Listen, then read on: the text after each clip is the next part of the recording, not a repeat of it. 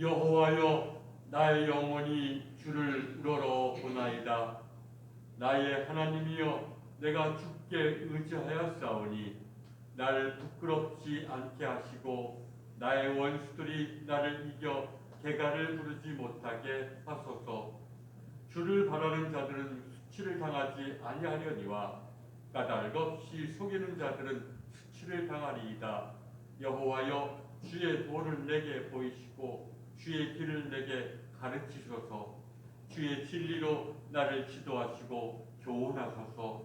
주는 내 구원의 하나님이시니 내가 종일 주를 기다리나이다. 아멘. 대림절 첫째 주일, 저희의 발걸음을 예배의 자리로 인도해 주셔서 감사를 드립니다. 더욱 바라옵기는 이 예배가 예배되도록 주의 거룩하신 영께서 예배드리는 시간 내내 저희의 마음을 주관하여 주시고 저희를 인도하여 주옵소서. 그래서 주님의 거룩하신 영 가운데 진정으로 예배드리는 시간 되게 하여 주옵소서. 이를 통해 주님께서는 영광을 받으시고 저희는 하나님 베푸시는 그 기쁜 소식을 체험하는 시간 되게 하여 주옵소서. 우리 주 예수 그리스도의 이름으로 기도드렸습니다. 아멘. 경배 찬송 79장입니다.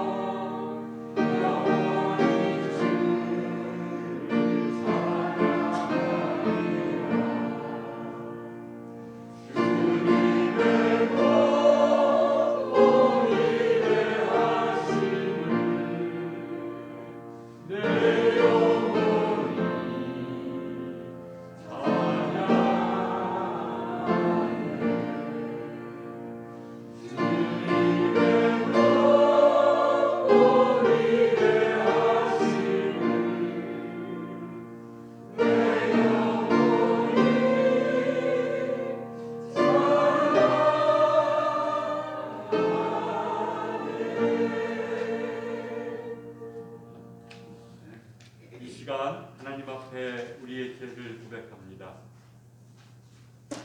사랑의 하나님, 저희는 때때로 주님의 것을 떠나 길 잃은 양처럼 방황하여 육신의 욕망에 집착하며 살아왔습니다.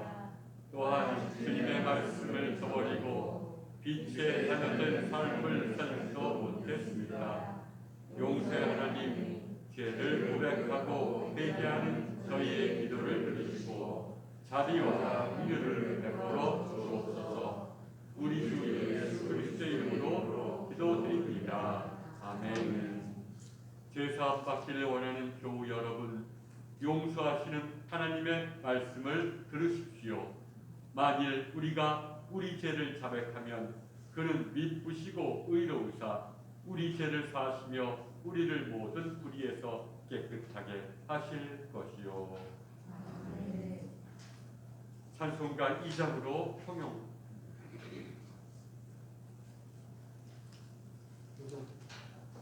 교동문, 죄송합니다. 115번입니다.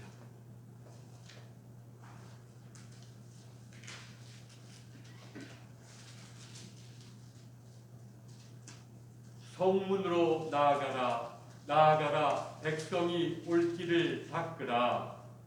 그들을 쫓아가고 쫓아라, 돌을 제하라, 만민을 위하여 빛을 드러내라. 여호와께서 땅 끝까지 선포하시되 너희는 딸 시온에게 이르라.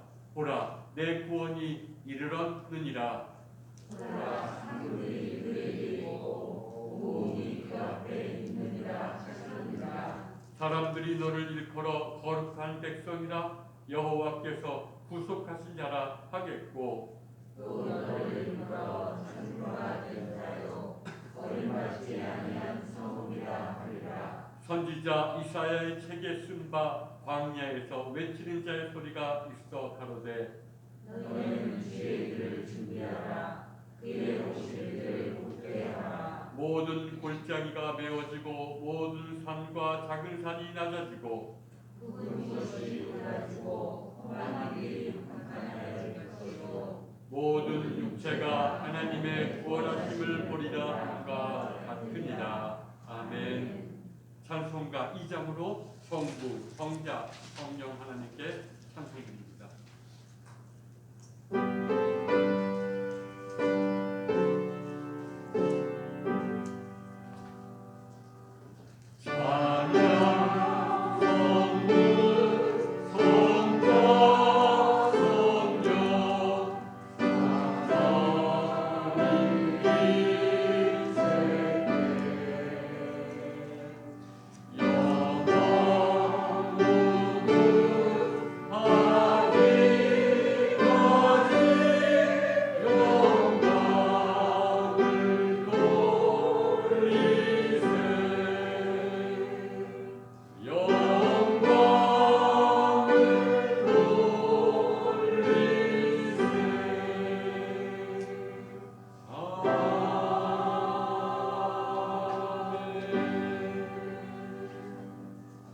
김희웅 권사님 기도 인도하겠습니다.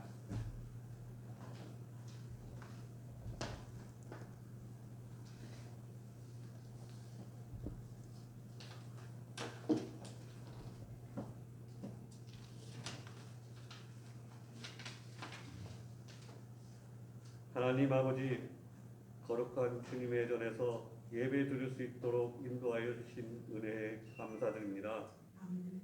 지난 한 주간 삶에서도 저희를 지켜주시고 은혜와 사랑 안에서 함께 하시고 오늘 거룩한 주일을 허락하심을 감사합니다. 주님, 이 시간 예배 드리는 모든 성도들과 함께 하여 주시고 한 사람 한 사람을 자비로운 손길로 어루만져 주시고 능력의 손으로 붙잡아 주셔서 믿음이 연약한 심령에게는 강하고 담대한 믿음을 허락하시고 육신이 나약하여 병마와 싸우고 있는 이들에게는 싸워 이길 수 있도록 주님께서 손잡아 주시고 혼란한 세상 속에 살면서 어려움과 아픔을 안고 있는 이들에게는 주님의 사랑으로 감싸 주셔서 마음의 평화와 평강이 함께하는 은혜를 베풀어 주시옵소서. 주님, 이제 한 해를 마무리하면서 한 해 동안 베풀어 주신 한없는 사랑과 은혜에 감사를 드리며 육의 양식은 물론 영의 양식을 주심으로 감사와 기쁨이 넘치는 한 해를 보낼 수 있도록 인도해 주신 은혜에 감사를 드립니다. 이 시간 말씀 전하실 목사님 강건함으로 지켜주시고 성령님께서 함께 하셔서 사랑의 말씀이 우리 영혼 안에서 자리 잡게 하시고 그 사랑이 우리의 육신과 삶을 변화시키는 은혜의 말씀이 되는 귀한 시간 되게 하여 주시옵소서. 이 시간 이 땅의 근심과 걱정을 십자가 앞에 내려놓게 하시고 주님 주시는 위로와 기쁨으로 참된 평화를 갖게 하여 주시옵소서. 우리를 사랑하시는 예수님 이름으로 기도합니다. 아멘.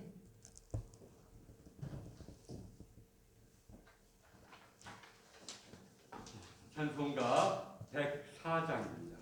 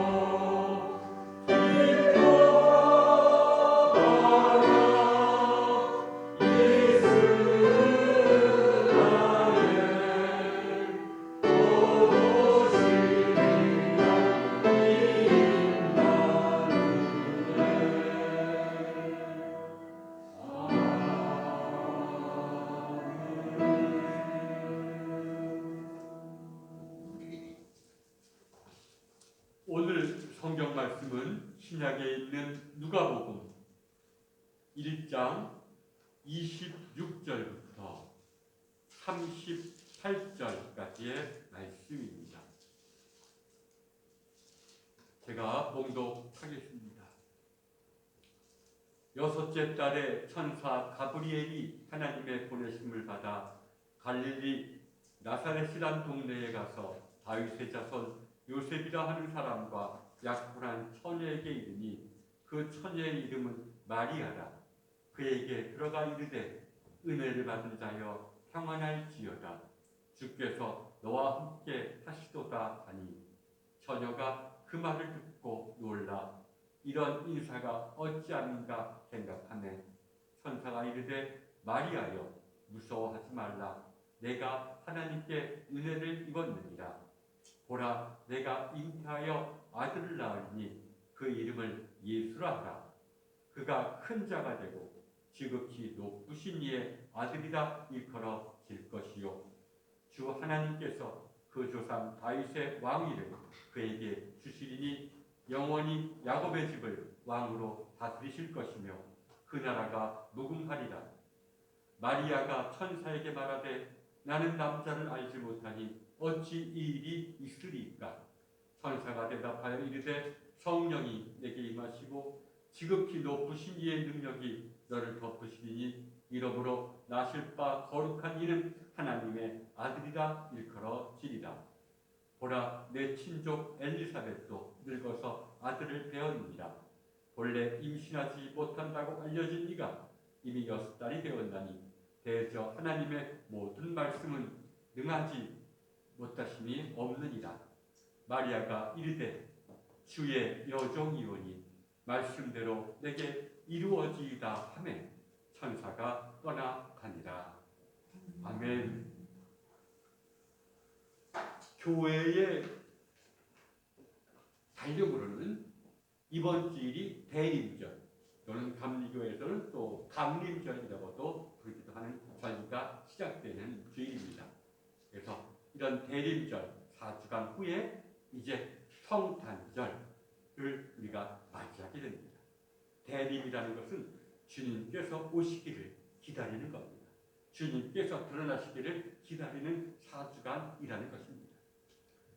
따라서 대림절 또는 성탄절은 그 옛날에 이 아기 예수님이 태어나신 그 날을 역사적으로 기념하는 것뿐만이 아니라 정말 오늘 나에게도 하나님의 아들이 잉태되어 태어나려고 하신다는 메시지가 사실은 원래 본래적인 메시지인 것입니다.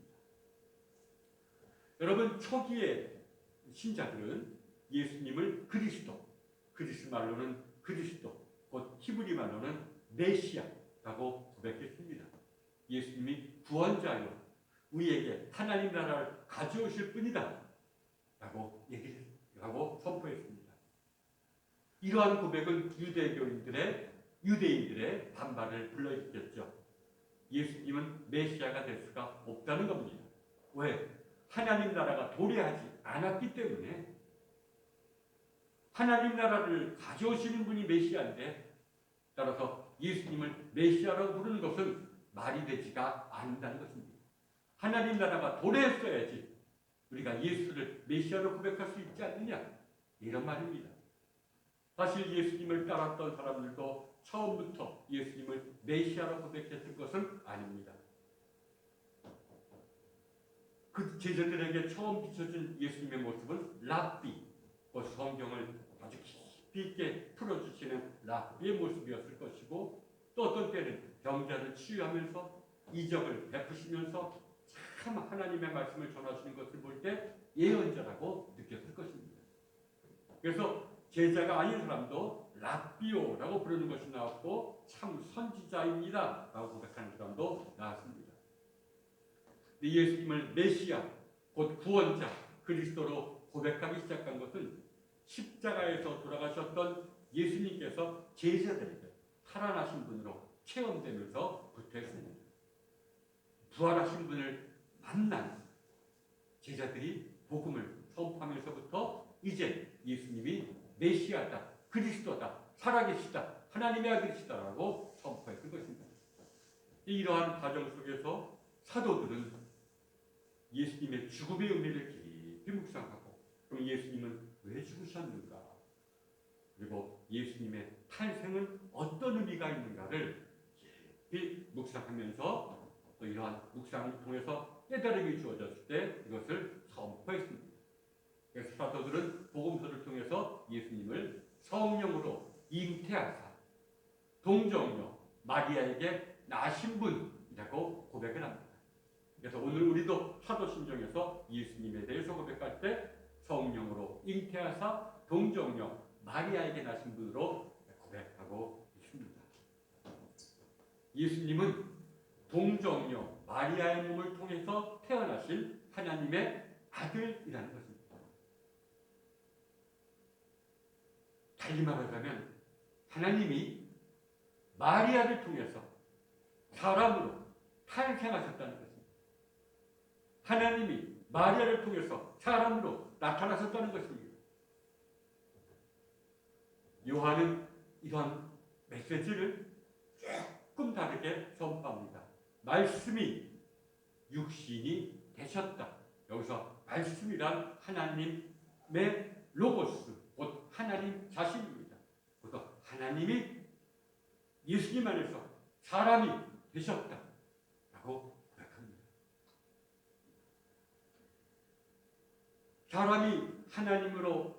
하나님이 사람으로 태어나셨다, 또는 하나님이 마리아를 통해서 사람이 되셨다는 메시지는 결국 하나님이 우리와 피조물과 하나가 되셨다는 것을 말합니다. 어떤 피조물을 받아들여서 피조물과 하나가 되셨다는 것을 말하고, 이것을 성경의 맥락으로 말하면 하나님이 만물을 새롭게 창조하시는 그 새로운 창조 사건이 이미 마리아를 통해서 일어났다라고 고백하는 것이라고 할 수 있습니다. 하나님은 우리와 하나 되려고 하시고, 우리를 하나 되심으로 우리를 새롭게 창조하시려고 하시는데, 그것이 마리아를 통해서 예수님 안에서 일어났다라는 메시지인 것입니다. 그래서 하나님이 우리와 하나됨으로써 하나님이 예수님과 하나됨으로써 이로써 참된 인간이 세상에 드러났다. 곧 하나님과 완전히 하나가 된 인간이요. 그래서 하나님이 누구신지를 보여주는 인간이요. 또 하나님의 창조의 목적을 이루신 인간이요. 하나님을 진정으로 아버지라고 부르는 인간이 탄생하게 되었다는 것입니다. 그러나 교부들은 또 사도들은 이러한 메시지를 묵상하면서 이러한 사건이 하나님이 인간이 되신 사건이 예수님에게만 일어난 사건이 아니라 우리 온 인류, 온 우주에 이미 일어난 사건임을 깨닫게 되었습니다. 이게 본래적인 성탄절 메시지의 의미가 여기 있습니다. 그래서 개신교의 아주 유명한 신학자 칼 바르트는 이렇게 말합니다. 그때 일어난 예수님 안에서 일어나는 사건은 오늘 우리에게 반복해서 발생하는 사건이다. 우리 안에서, 아니 우리 영혼 속에서 다시금 하나님의 탄생이 이루어진다. 성탄절의 소식은 이 한 분 안에, 예수님 안에 우리 인류 전부 모든 사람들을 위한 실제적인 것에 관해서 말하고 있는 것이다. 성탄절이 예수님의 이야기라면 그렇게 기쁜 소식은 될 수가 없습니다. 그러나 그 성탄절의 메시지가 곧 내 안에서도 하나님의 탄생하시려고 한다. 하나님의 잉태가 우리 안에도 이루어졌고 그 잉태하신 분이 탄생하시려고 한다. 바로 이것이 기쁜 소식의 메시지는 겁니다. 그래서 사도들의 관점에서 바라보는 성탄절 이야기는 그 옛날 이야기가 아니라 아기 예수의 탄생 안에서 우리 모두가 새롭게 탄생하고 있다는 기쁜 소식을 알려드립니다. 하나님이 우리가 되시려고 하시고 우리와 하나 되려고 하심으로써 우리를 새롭게 창조하시는 그 사건이 이미 우리 안에서 시작되고 있다는 것입니다. 이것이 바로 기쁜 소식입니다. 공로 없이 악인이나 죄인이나 모든 인간의 그 깊이에서는 이미 하나님이 탄생하시려고 기다리고 있다는 것입니다. 물론 이런 하나님의 구원은 인간의 동의 없이는 이루어지지 않는다고 교부들은 얘기합니다. 아무리 하나님이 우리를 사랑하시고 은혜를 베풀어 주셔도 그 은혜를 받아들이려고 인간이 동의하지 않는다면 구원은 이루어질 수가 없다는 것입니다. 이것을 교부들은 본성과 인격이라는 그 당시의 철학적인 개념으로 우리에게 설명을 했습니다. 우리에게는 하나님의 본성이 이미 우리 안에 있습니다. 아직 실현되지는 않았지만 하나님의 본성이, 하나님의 마음이 우리 안에 있어요. 우리의 깊이에 이미 있습니다. 그런데 우리의 인격이, 우리의 지성, 우리의 감성, 그리고 우리의 의지가 이런 우리 안에 계신 하나님을 발견하고 받아들이지 않는다면 구원은 이루어지지가 않는다는 것입니다. 우리가 성경에 말하면 우리 안에 부활하신 분이 계십니다. 뭐 공로로 인해서가 아니라 죄인이나 악인이나 누구 안에서든지 그리스도는 계십니다. 그것도 우리의 가장 깊은 곳에서 우리의 새로운 본성으로 주님께서 계시지만 우리의 인격이, 우리의 지성과 의지가 주님의 본성을 받아들이는 대신에 우리의 지성과 감성과 의지가 세상에 휘둘리고 세상에 탐닉하고 악한 생각에 휘둘린다면 우리를 통해서 그리스도는 태어나지 못한다는 겁니다. 우리의 삶을 통해서 그리스도는 드러나지 못한다는 겁니다. 다시 말하면 우리는 새롭게 창조되지 못한다는 것입니다. 사실 성경의 성탄절 이야기는 우리에게도 예수님만이 아니라 마리아만이 아니라 우리에게도 하나님의 아들이 이미 잉태되었음을 우리 안에도 하나님이 계시다는 것을 알리는 기쁜 소식인 동시에 마리아처럼 우리에게도 하나님의 아들을 세상으로 낳아야 할 과제가 있음을 강하게 말해주고 있는 것입니다. 우리 안에 계신 하나님을 드러나도록, 우리 안에 계셔서 우리와 하나 돼서 이 세상에 드러나도록 하시려고 하나님을 드러내야 할 과제가 우리에게 있다는 겁니다. 그래서 많은 교부들은 우리도 마리아처럼 하나님의 아들을 낳아야 된다. 이것이 우리의 평생의 과제다라고 말합니다. 우리 안에 잉태되신 분을 낳아야 할 과제가 우리에게 있다라고 말합니다. 사실 여러분, 예수님께서도 하나님 나라를 쭉 선포하셨는데 항상 비유로만 말씀하셨습니다.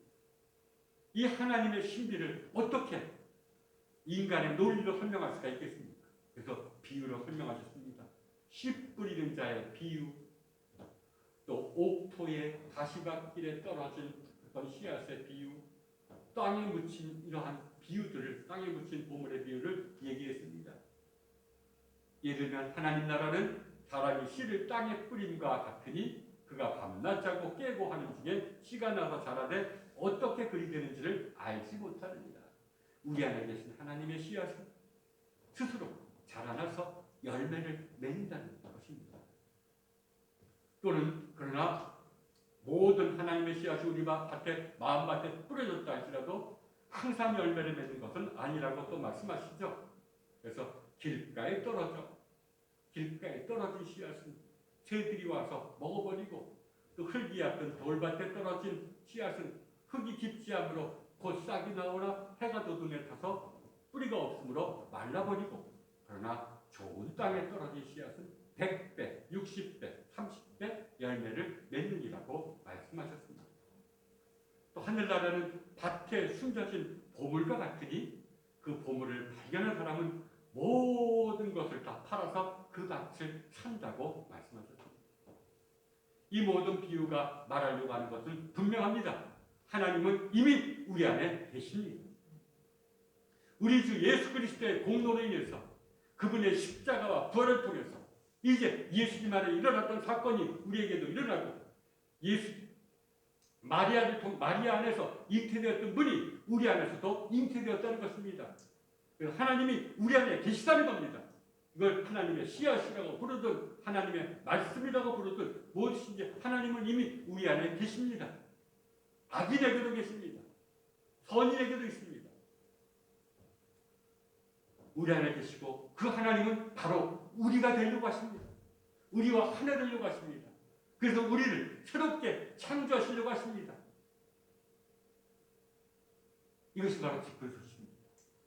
이게 바로 복음입니다.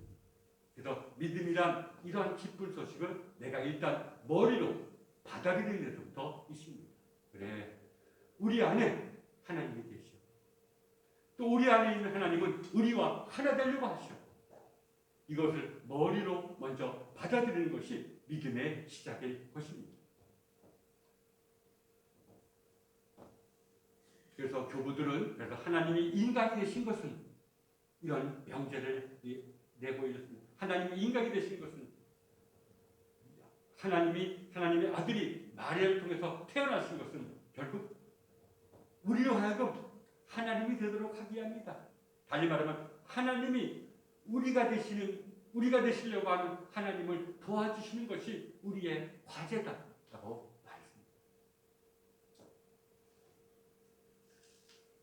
결국 성탄절의 메시지는 하나님이 우리가 되시려고, 우리와 하나 되시려고 하신다는, 그래서 우리를 새롭게 창조하시려고 하신다는, 우리를 정말 당신의 아들로 삼으시려고 하신다는 이런 기쁜 소식을 전하는 데 있습니다. 그러면 우리 안에서, 우리를 통해서 탄생하시기를, 또 드러나시기를 원하시는 하나님 또는 하나님의 아들을 우리가 어떻게 도울 수가 있겠습니까? 우리는 분명 도와야 됩니다. 우리 안에 하나님이 계시지만 우리는 보지도 못합니다. 듣지도 못합니다. 그런데 어떻게 도울 수가 있겠습니까? 오늘 성경은 동정녀가 성령으로 잉태하신 하나님의 아들의 탄생을 도울 수 있다고 얘기를 합니다. 동정이란 문자적으로는 순결을 뜻합니다. 그러나 성경에서 이 동정이라는 말은 순종을 가리킵니다. 간략하게 말하면 우리 안에서 하나님의 아들이 드러나고 탄생하시려면 우리에게 요구되는 것이 오직 하나, 신실한 순종이라는 것입니다. 우리가 순종한다면 이런 순종을 통해서 하나님의 아들이 우리의 삶을 통해 탄생하시고 드러나면서 우리를 새롭게 하나님의 아들로 새롭게 창조하신다는 것입니다. 오늘 말씀도 천사의 말을 들은 마리아가 이렇게 고백하죠. 주의 계집종이오니 말씀대로 내게 이루어지이다. 주님 뜻대로 하옵소서. 라는 것입니다. 예수님의 기도 속에 또 이런 것이 나오죠. 내 원대로 마옵시고 아버지의 원대로 아버지의 뜻대로 하옵소서. 그리고 그분을 주기도문을 통해서 우리도 이렇게 기도하기를 원하십니다. 아버지의 뜻이 이루어지옵소서. 이게 바로 순종입니다. 사실 성경 전체는 가장 중요한 믿음의 증거를 순종으로 봅니다. 사무엘도 이렇게 얘기를 하죠. 여호와께서 번제와 다른 제사를 그의 목소리를 청종하는 것보다 좋아하신 같으니 순종이 제사보다 낫고 듣는 것이 순양의 기름보다 나옵니다. 네, 여러분, 순종이란 하나님의 말씀을 전제로 합니다. 하나님의 말씀을 듣지 못한 자가 어떻게 순종할 수가 있겠습니까? 이게 우리의 문제입니다. 듣지를 못하는데 어떻게 순종합니까?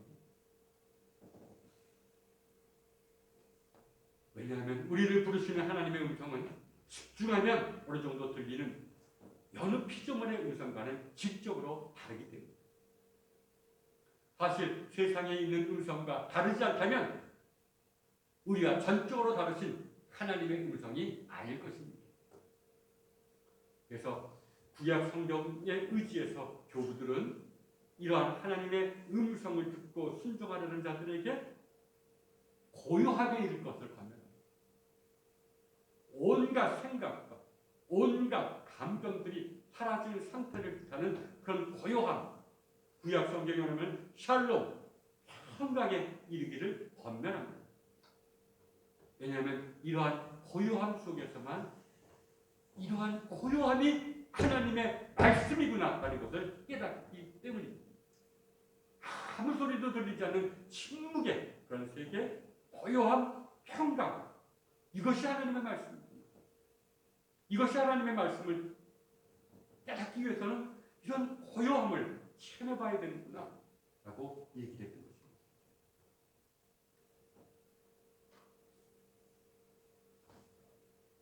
이러한 고요함의 세계는 주님이 계시는 세계로 주님이 말씀하시는 세계입니다.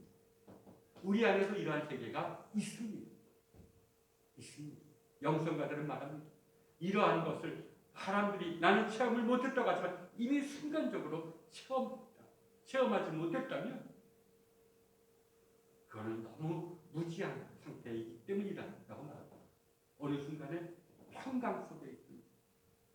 그럼 무언가 내가 할 줄을 뭔가 부름받았다는 것을 나도 모르게 깨닫고 그것을 하게 되는 경우가 분명히 있었다는 것입니다. 이러한 것이 있음을 고요함이 지만 하나님의 말씀이요, 이 말씀에 나도 모르게 순종하는 것을 내가 의식적으로 체험하게 될 때 우리는 참으로 우리의 삶을 통해서 하나님이 우리와 하나 되시는, 그래서 우리를 새롭게 하시는 하나님의 뜻을 이루어드리게 된다는 것입니다.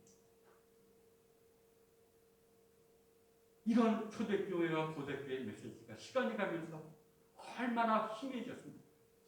그냥 예수님이 메시아라고만 머리로만 인정만 하면 뭘 하든지 그냥 죽은 다음에 천당 간다, 이런 메시지로 얼마나 이게 바꿔져 있습니다. 그래서 많은 사람들이 2세기, 3세기 때 국가 종교가 되어버렸으니까 누구나 다 교회에 오니까 복음 대신에 무조건 머리로 인정하면 구원받는다고 선포하니까 이건 아니다 라고 해서 많은 신실한 사람들이 사막으로 가서 예수님과 같이 그런 수행을, 또 사막 광야로 가서 예수님과 같이 정말 진실한 그리스도인으로 하려고 노력했을 것입니다. 이게 바로 수도원의 역사예요. 이것이 세속화된 그리스도인들에게 주는 의미는 굉장히 많습니다. 그 오늘 수많은 그리스도인들이 정말 우리가 세속화됐구나, 우리가 정말 본래의 복음을 듣고 본래의 믿음을 획득하기 위해서 오늘 우리는 우리가 사는 이곳을 떠나지 못할 망정 그들의 정신을 배우고 정말 고요함 속에서 말씀하시는 하나님을 듣고 느끼는 것이 우리에게 있어야 된다라고 강조합니다. 주님은 말씀하십니다. 주님은 우리에게 평강을 주십니다. 그런데 왜 우리가 그것을 보지도 못하고 느끼지도 못합니까? 성경은 말합니다. 무언가 우리 안에 우리가 고요함 속에 이르는 것을, 고요함 속에서 하나님의 음성을 듣거나 또 하나님을 바라보는 것을 방해하는 것이 있다고. 악한 영이 바로 그것입니다. 성경에서는 마귀 또는 사탄 여러 가지 이름을 갖고 나오지만 바로 악한 영이 있습니다. 악한 영은 우리가 우리 안에 계신 하나님을 보지 못하게 하려고 합니다. 그 음성을 듣지 못하게 하려고 합니다. 교부들은 악한 영이 드물게 인간의 감각에 부정적인 영향을 끼쳐서 인간을 혼돈 속에 빠뜨리고 기도하지 못하게 한다고 말합니다. 특히 신앙이 좀 어느 정도 깊은 사람에게 감각에 이상을 주죠. 예배 드릴 때마다 음란한 생각이 나타나게 하거나 또 뭔가를 하지 못하게 하는 음성을 들려주거나 또 하나님을 모독하는 마음을 주거나 해서 이 사람이 혼돈 속에서 기도도 못하고 안절부절하지 못하게 하는 경우가 있다고 말합니다. 또 더 드물게는 우리의 몸을 조정할 수도 있습니다. 우리가 귀신 들렸다, 이런 현상이 있죠. 이런 현상은 오늘날에도 분명 존재합니다. 교부들은 대부분의 경우에 악한 영은 악한 생각으로 나타나서 인간을 유혹한다고. 여러분, 우리가 우리에게 다가오는 생각들을 분별해야 됩니다. 성령이 주시는 생각인지, 악한 영이 주는 생각인지, 아니면 내 본성에서 나오는 자연적인 생각인지 이것을 분별하는